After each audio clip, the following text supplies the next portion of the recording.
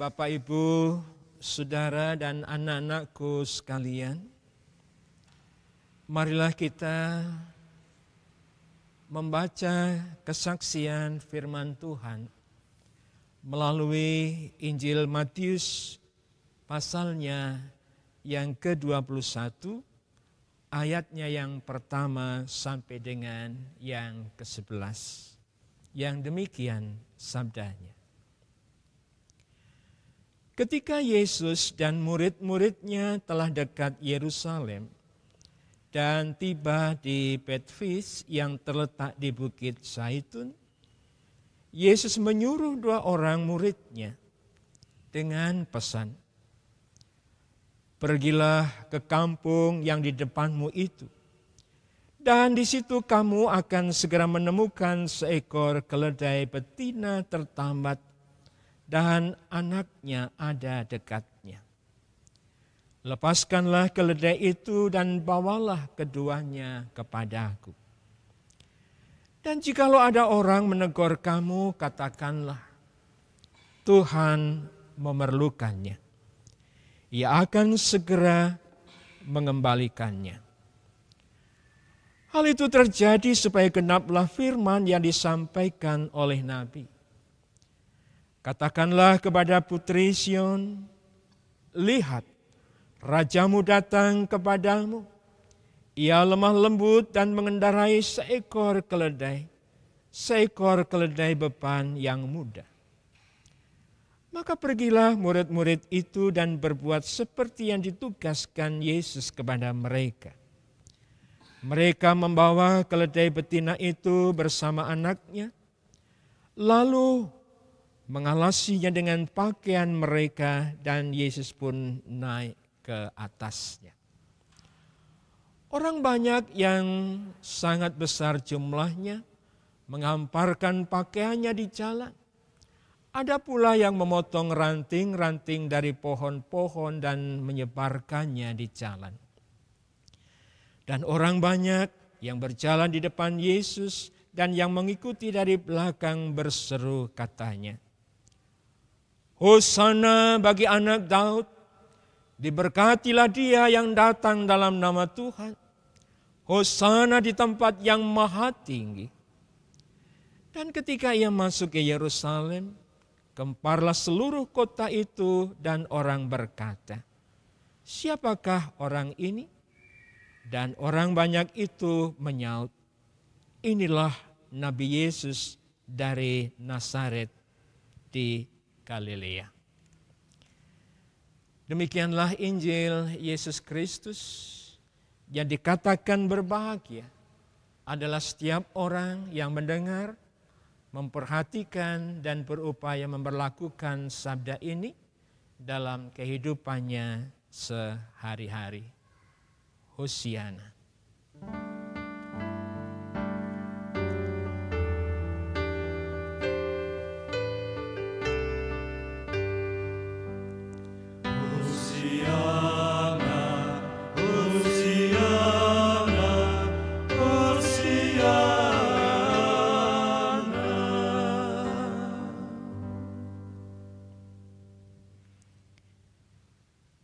Selamat pagi Bapak, Ibu, Saudara, dan anak-anakku sekalian. Saat ini kita kembali dipertemukan dengan ibadah di masing-masing keluarga karena situasi COVID-19. Mungkin kita di sini sudah rindu untuk beribadah bersama di gereja. Namun karena pandemi ini tidak memungkinkan kita untuk bisa bertemu satu sama lain dalam kumpulan ibadah. Karena itu pada saat ini kita masih beribadah di rumah dalam keluarga kita masing-masing.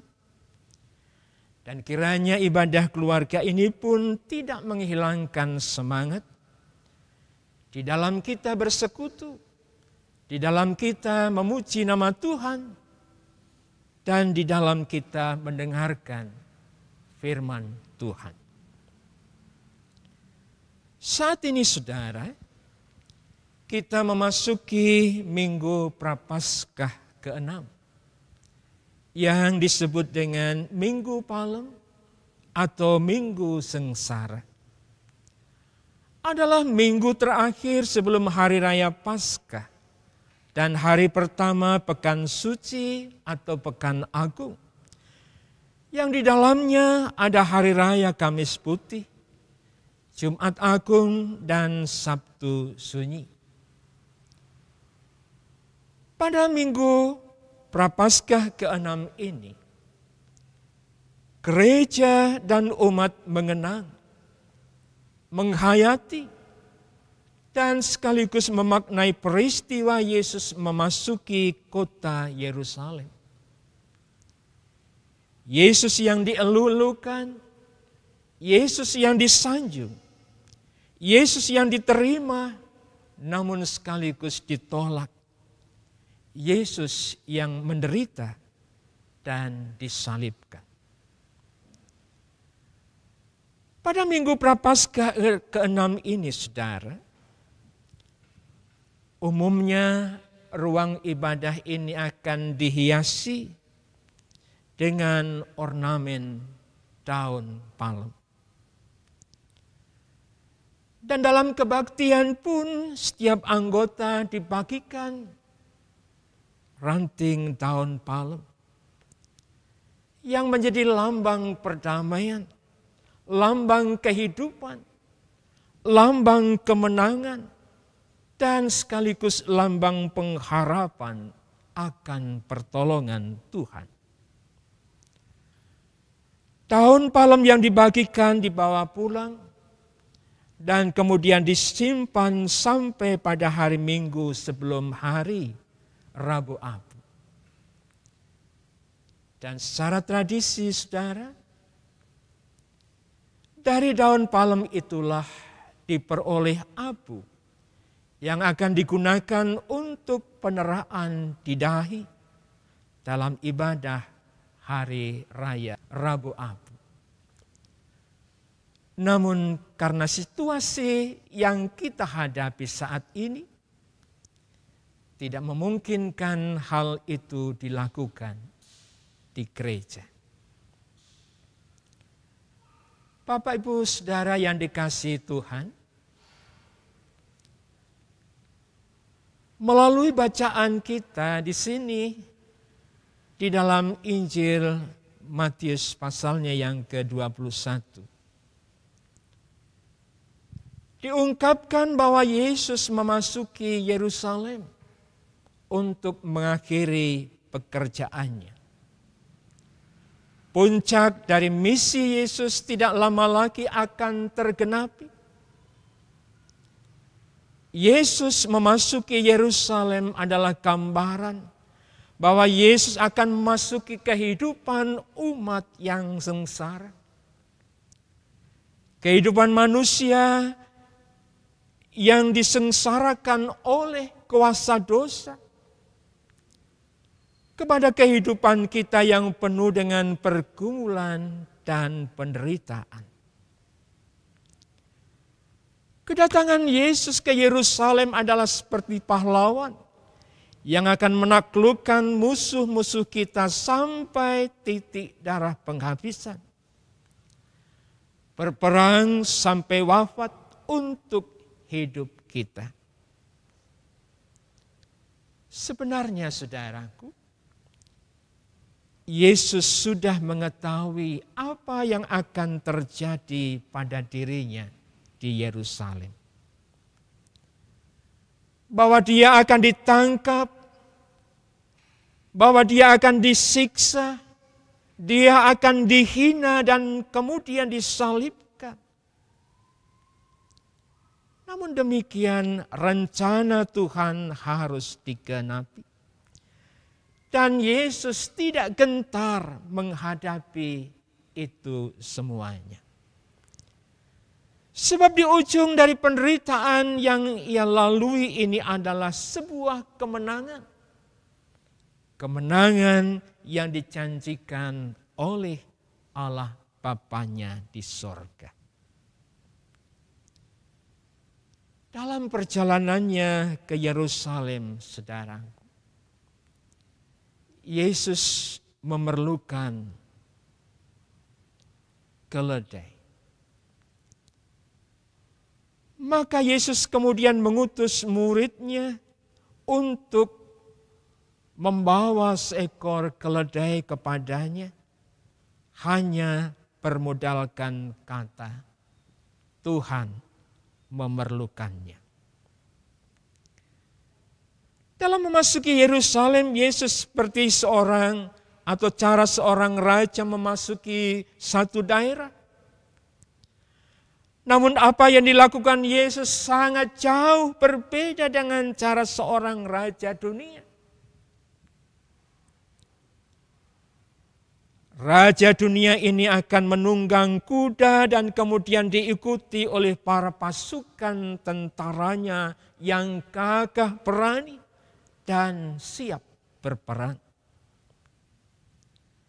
Namun Yesus hanya dengan keledai beban muda dan hanya diikuti oleh sekumpulan kecil orang. Keledai adalah binatang yang sangat dihargai, khususnya di daerah perbukitan atau gunung. Karena kehati-hatiannya, bahkan juga dipakai sebagai kendaraan orang-orang ternama. Keledai termasuk binatang yang tidak suka bertengkar dan tidak mudah dikejutkan. Keledai dipakai untuk melukiskan ciri khas Raja Damai. Dengan mengendarai seekor keledai betina, Yesus mempersepsikan dirinya atau sedang membangun persepsi dirinya sebagai Mesias, Raja Penyelamat, Raja Damai yang lemah lembut, yang datang bukan dengan kekuasaan dan kekuatan untuk melakukan peperangan, untuk merampas dan menghancurkan kehidupan, melainkan datang dengan kerendahan hati dan dalam damai untuk memberi dan menghadirkan kehidupan dan menghidupi kehidupan tanpa kekerasan. Ia datang tidak dengan kekuatan senjata, melainkan dengan kasih. Ia datang untuk membawa misi damai. Dengan menunggang keledai, Yesus menunjukkan bahwa Dia adalah Raja Damai, bukan raja yang datang dengan kuda sebagai tunggangan perang.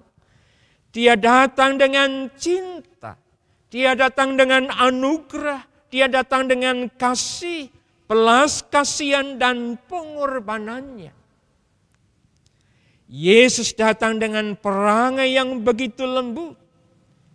Ia tidak dengan murka dendam, tetapi dengan belas kasihan untuk mengerjakan karya keselamatan yang dibutuhkan oleh kita manusia. Yesus datang dalam kesederhanaan, agar hal yang telah dinubuatkan ini memiliki makna yang besar. Dan orang-orang kecil atau miskin boleh berbesar hati, datang kepadanya tidak dengan ketakutan. Yesus datang demi karya keselamatan Allah, bukan kemenangan peperangan politik. Yesus menunjukkan bagaimana ia harus tetap taat dan setia berjalan dalam kehendak Allah. Dan bukan kehendak orang-orang sekitarnya.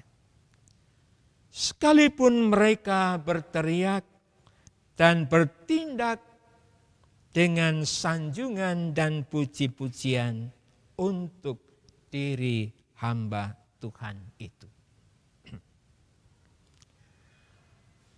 Saudara, Yesus adalah pribadi yang rendah hati. Hampir semua orang di kota Yerusalem menambahkan Mesias yang datang itu adalah seorang raja yang mampu membebaskan mereka dari jajahan Romawi. Namun Yesus yang datang itu adalah pribadi yang sangat-sangat sederhana. Pribadi yang rendah hati. Mesias yang membawa perdamaian. Dan itu dibuktikan dengan mengendarai keledai betina. Ia ingin menunjukkan bahwa ia datang bukan dengan kekuatan senjata, melainkan dengan tindakan kasih. Yesus datang dengan kesederhanaannya. Yesus datang sebagai hamba. Oleh karena itu, secara manusia, dia tidak begitu diperhitungkan. Bahkan terkesan dicemoohkan. Tetapi begitulah cara Yesus datang ke dunia untuk memenuhi panggilannya. Yaitu membawa damai dan menyelamatkan orang-orang berdosa. Bapak, Ibu, anak-anakku yang dicintai oleh Tuhan, dan setiap orang yang mendengarkan tayangan saat ini. Melalui bacaan kita saat ini, saudara, kita diajak untuk memiliki sikap kerendahan hati. Yaitu sikap yang tidak sombong atau menyombongkan diri karena kelebihan yang dimiliki. Karena kehebatan, karena kedudukan, karena kekayaan, dan lain sebagainya. Kita diajak untuk senantiasa rendah hati. Yaitu orang yang senantiasa memiliki sifat baik hati. Suka menolong, peduli terhadap sesama, suka mengalah, lemah lembut, dan mementingkan kepentingan orang lain. Sikap kerendahan hati yang demikian ini dapat kita wujudkan secara konkret di dalam kehidupan kita sehari-hari. Di dalam kita berbagi berkat dengan orang-orang yang terdampak karena COVID-19. Yang ini pun sudah dilakukan oleh kelompok Pokja kita, GKJ Condong Catur. Kepedulian kepada saudara-saudara kita yang terdampak untuk berbagi sembako dan hal-hal yang dibutuhkan oleh sesama kita.